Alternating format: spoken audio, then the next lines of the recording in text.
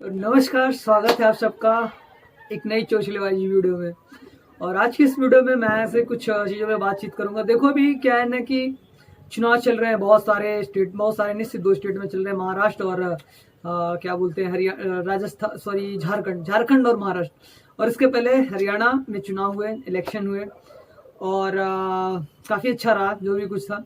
But एक चीज़ देखो, हर जगह का हर चुनाव में, चाहे विधानसभा हो, लोकसभा हो या फिर जनपद पंचायत का चुनाव हो या मतलब कोई सा भी लोअर पर ग्राम पंचायत का चुनाव है, सरपंच का चुनाव है, पार्षद का चुनाव हो, जो भी चुनाव है, एक चीज चुनाव में कॉमन होती है।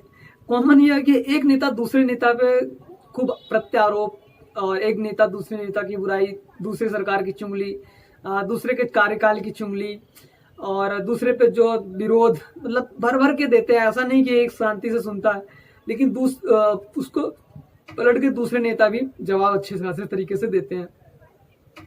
देखो होता क्या है कि ये जो पॉलिटिकल लीडर्स होते हैं, जो इनका मतलब विचारधारा होती है, जहां तक मैंने इनकी विचारधारा को समझा है, जाना है, ये सब ना एक दूसरे से बहुत अच्छे से बॉन्डिंग करके रखते हैं। वो आपको दिखाने के लिए लड़ते हैं, जैसे हाथी का दांत होता है ना, कि दिखाने के लिए कुछ और खाने के लिए कुछ और। एग्जैक्ट वैसे ही होते हैं ये लोग, कि ये लोग, इनको बहुत अच्छे से पता है कि हर सब दिन मतलब हमेशा मेरी सरकार, मेरी सत्ता नहीं रहेगी।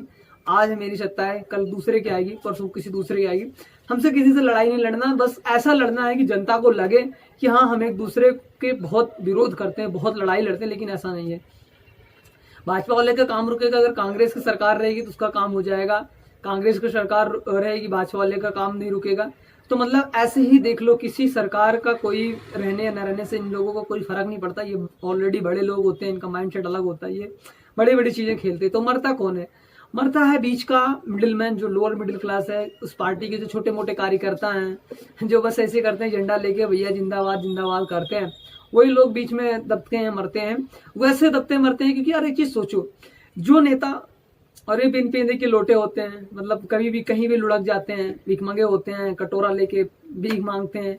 और ऐसे कुछ चीजें हैं कि देखो, जैसे चुनाव आते हैं तो सब बरसाती मेंढक की तरह टर टर करके आवाज निकालना चालू करते हैं।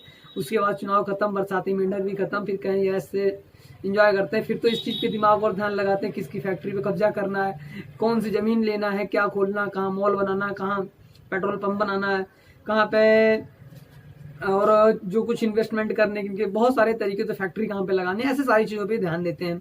तो इसमें मरता कौन है? बीच के मिडिल क्लास के लोग मरते हैं, मिडिल क्लास के आदमी मरते हैं, जिनकी मिडिल क्लास की जो विचारधारा सोच होती है। आप किसी भी पार्टी के कार्यकर्ता लड़ाई मत लड़िए, मतलब यही है कि जैसे नेता सोचता है वैसे आप भी सोचना चालू। जैसे नेता आपको चूतिया बनाता, आप भी उसको से चूतिया बनाना सीखो।